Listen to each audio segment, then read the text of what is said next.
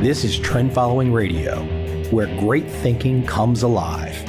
Nobel Prize winners, legendary traders, best-selling authors, and the pros that know what drive us irrational human beings. I am your host, Michael Covel. Not filtered, raw, honest. That's my passion.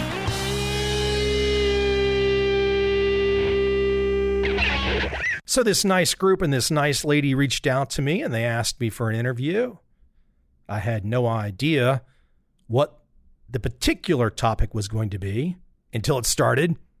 Turned out they wanted to talk about my book, The Complete Turtle Trader, which is always a fun story, an absolute fun story, a great trading story, a great human psychology story. If you've not yet read that book and you're listening to me, there must be something wrong with you. Not because I want to make money. Of course I want to make money, but I will guarantee you that in those 80,000 words in my book, The Complete Turtle Trader, you will absolutely find nuggets that allow you to become a better investor, a better trader immediately. Guaranteed 100%. Without any delay, let's jump right into this little interview about my book, The Complete Turtle Trader.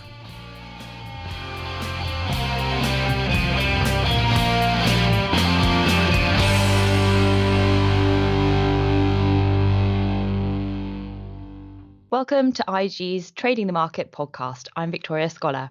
The turtle traders have gone down in market folklore. The idea that a group of traders can be trained to become successful traders in markets is a hotly debated topic. Is it nature or is it nurture that makes a trader into a millionaire? The Complete Turtle Trader has been lauded as one of the best renditions of the story of the Wall Street legend known as the Prince of the Pits, Richard Dennis. Dennis firmly believed that trading was a skill that could be taught. To this end, Dennis bet his long-term partner, Bill Eckhart, that he could train a class of novices, the turtles, to make money on the markets.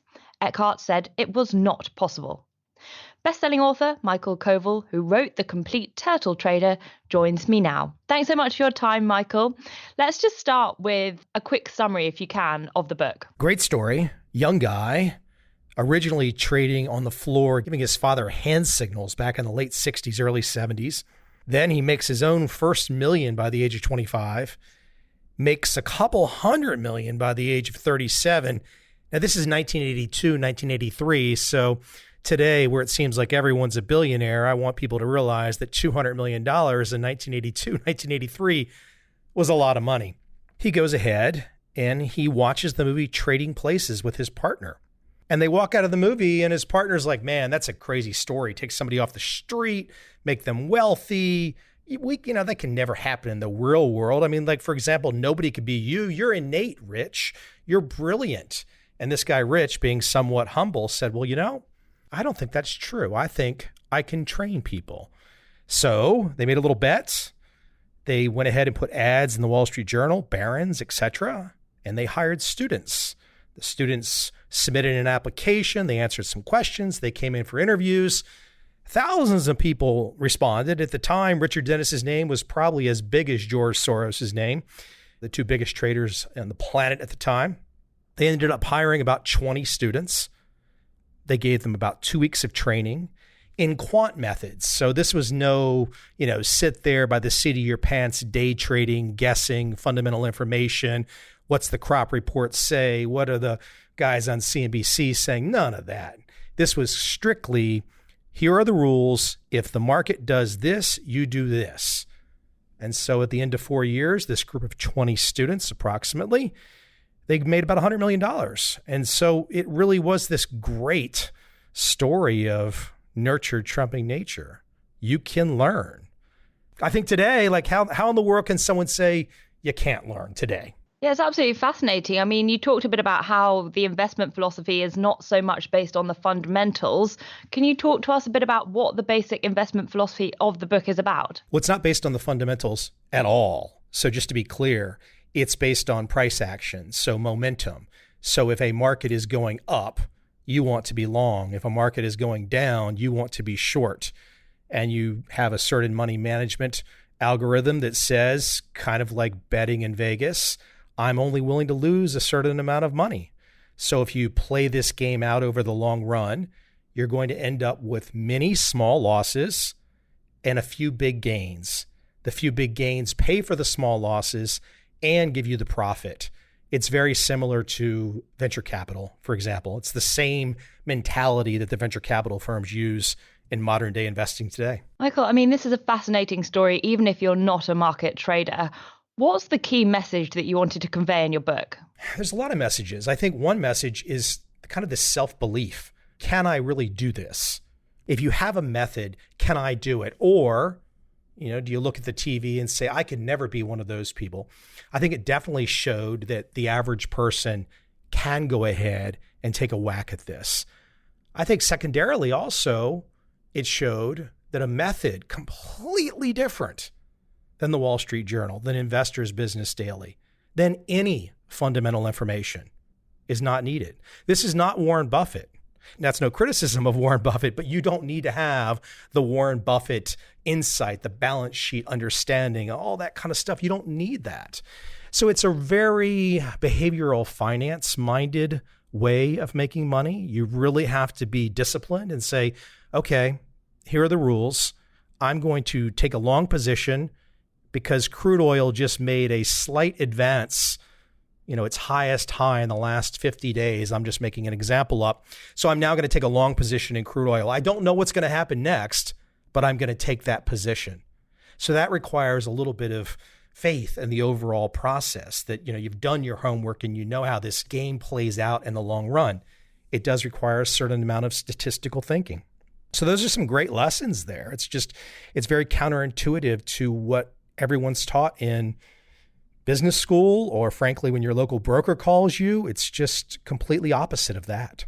Is there a lesson as well about sort of the fact that we might be overcomplicating things nowadays in trading? I mean, Richard Dennis, the Wall Street legend, stuck to a few very simple rules while trading, and that earned him his fortune, like you said.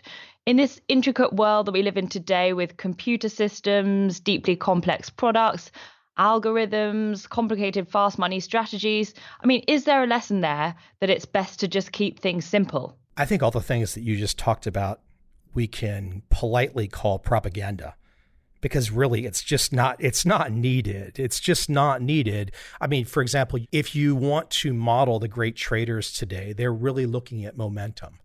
That's what they're looking at, because they can program their computers with these simple rules that say, here's what we do when this happens. And they know they can't predict a damn thing. They know that maybe they can be 51% right. So if you can be 51% right, and that's all you can be, then how can you play this game? How can you bet effectively?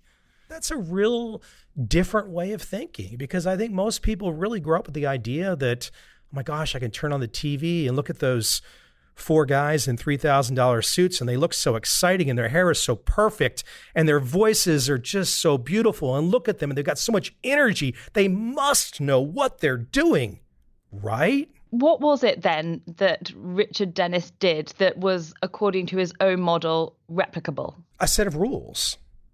He gave these students a set of rules that said, okay, here are the markets you're going to trade. A finite grouping of markets, the big markets that everyone knows, the big stocks, the big metals, the big currencies. Then he said, okay, here's your entry method. You're going to enter on a momentum type indicator. Then he said, okay, when do you get out? Because you got to get out, you got to exit with either a loss or a gain. So that was two more rules right there. The final rule was, how much do you bet? I mean, if you ask anybody out in the audience and you say, okay, how much money do you got? Someone says, I've got $100,000 or I've got $1 million. Okay, you've now got a trade to put on. How much of that, let's say $1 million, are you going to bet? You going to bet 1%, 5%, 10%? If you bet 10% and you blow it out, your $1 million is gone. So the idea is you have to put yourself in a position to bet conservatively until the trend starts to go your way. And this is the mentality. Again, it really is analogous to, as I mentioned, venture capital. The betting team from MIT had the same strategy in Vegas. The film production company in Los Angeles Blumhouse Productions, they do the same thing. They say, okay, let's make 10 movies and we're going to spend $1 million on each movie. And we know 9 of these movies are going to lose money, but the 10th movie is going to be Paranormal Activity. That's going to make $200 million. It will pay for our 9 losses and we'll get gains. The whole mentality is based on that no one can predict a damn thing. So Bill Eckhart has gone on the record as saying that Richard Dennis had this rare skill, and that skill was inherent. So to what degree do you think that that remains the case, that Dennis did possibly unknowingly, what he did was recruit people that he could see himself in? I think that might be a stretch. And I think over time, Bill Eckhart has come to see also that you can give, an otherwise pretty smart person a set of rules and say, here's how it works. Now you have to follow them. Now, look, if you look out there in the world, if you look at the population of people, most people really probably don't want to work that hard. They don't really want to stick with the rules. Going to Vegas is more fun. Rolling the dice is more fun. But for those people out there that say, oh, are you telling me that there is a serious way, if I'm a serious person, I can go about this? Well, there is. The question becomes, in a population, how many people really want to be serious versus trying to get rich quick overnight? I mean, because as you and I both know, the vast majority of people that are looking for investment advice are trying to figure out how they can day trade the pound all day long. And that's clearly just gambling. Dennis, he was already a very successful and wealthy trader. That's how he got his name, the Prince of the Pits. I mean, he allocated students his own money to trade his system of trend following. How different do you think the outcome could have been if he insisted that the turtles used their own money? That's a good question. I'm sure it would have been different because they didn't have the confidence. But now on the flip side, he kind of, I guess the phrase I've seen some people use, he wasn't calling them dumb, but he said, I want dumb stumps, meaning do exactly what you're told. So he told them, here are your rules. Here is the money. Now you follow the rules exactly, or we take the money away from you and you go home. So if somebody doesn't have experience, if they don't understand the game, yeah, it could be difficult. If you've got your own money in there and you think to yourself, oh, I've got these great rules, I'm going to follow them until Thursday comes along and there's a Fed announcement and I feel nervous. And now I feel like my intuition is greater than the rules. And I will now apply my intuition and my intuition will be better than the rules. And then the next thing you know, you blow your account out and you wonder, how did Richard Dennis make the money? Yeah, well, that kind of leads me on to my next point, actually, which is the fact that Dennis didn't always perform well. And he lost a lot of money later on in his career, reportedly because he didn't follow his original ideas. So of those that Dennis took under his wing, there were, of course, some that did exceptionally well. But what's your impression of the exercise overall? Well, I think you make a great point, and I put this in my book. I disclose fully Rich Dennis's up and downs, and it did look like perhaps for, I don't want to say boredom, it could have been boredom. A guy's done so well for so long, and he's trying new things out, and this is a little bit before that everyone understood how valuable something like trend following could be in the institutional money world. I mean, look, because in a perfect world, Rich Dennis should have just said, hey, all you turtles, you stay working for me and we're going to go manage money for all the big pensions around the world. And he might be one of the richest guys in the world today. It was just a little bit early before he understood how valuable it could be. For example, there's a great trader in London who did understand how great trend following could be, and he became the biggest trend following trader, and his name is David Harding. It also seems that Dennis's returns were influenced by the business cycle. When we look at when he did make those losses, one time was during the crash in the 80s, and the second time was during the dot-com bubble as well. So, I mean, what can be learned about this experiment when it comes to sort of tying that in with the business cycle? I don't know if I would use the phrase business cycle. I see where you're going there. I might phrase it a little bit more like black swan or crisis alpha. When things really hit the fan, when the so-called proverbial hits the fan, this style of strategy does really well, because if the vast majority of players out there are long only and they're just trusting regurgitated fundamental advice and they're just in a long only mutual fund, when things happen unexpectedly, like the time periods you mentioned, all markets will move because people start running for the exits.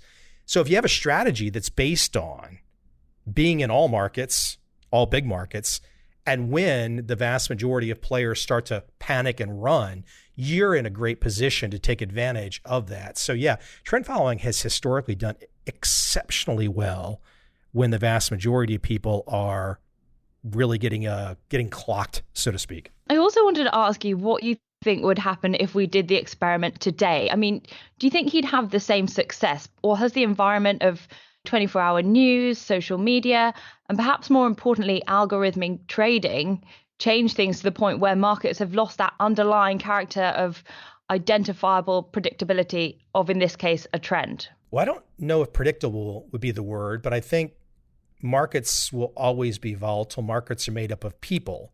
So as long as people are in the game, you're going to have a chance. So if you repeated the experiment today, I don't necessarily know that just because social media is spewing 1 million times more data points of fundamental analysis per day, the only data point you're following as a trend following trader is the price data. So all that other stuff you're not looking at. So you're only looking at the price data. If the price data is moving or not moving, that's your decision cue. The other stuff is not relevant. Now, you can say, well, hold on. What has happened since Rich Dennis? Well, he wasn't the only trend following trader. His students were not the only trend following trader. I mentioned a big London trader, the guy that owns the Boston Red Sox, the Liverpool football team, made his money to buy those sports teams as a trend following trader, trading just like the Turtles. It's something that is endured. And I think as long as people are in the game, as long as people and their craziness to get rich and rolling their dice and betting their capital are in the game, I think we're going to have something. And one more point too on the algorithmic part. Trend following can be algorithmic because if you've got a set of rules that you can quantify, you can put those into a spreadsheet, you can put those into TradeStation. It doesn't make a difference. So I think sometimes phrases like that might get a little jargony to my ears. And finally, how much do you think this story is really about human psychology rather than actually trading in the markets? I think it's both. Absolutely. I mean, if Daniel Kahneman can win the Nobel Prize for behavioral finance, he won it for the reason the turtles were successful, for prospect theory, the whole idea of, loss aversion, the idea that, hey, let's cut your losses. So that's deeply rooted in personal psychology. Most people don't want to cut their losses. Most people want to hang on because they know deep in their gut it's going to come back. Of course, it often doesn't. So yeah, you make a strong point in the sense that it's absolutely a great trading story with great evidence, but it also shows us that we're human. And if we are human, what's the best strategy? I mean, that's what I would challenge your audience to think about. If you're human, I think we still all are, what is your best strategy going forward? Is your best strategy going forward to just trust the system that markets will only go up and you can be long and you don't have to think? Or will you need something else? Or has the system gotten rid of all those October 2008s, never to appear again? Questions that everyone has to think about. Michael, thank you so much for your time. Thank you very much. That was Michael Covel, the author of The Complete Turtle Trader. I'm Victoria Scholar, and thanks for listening to IG's Trading the Markets.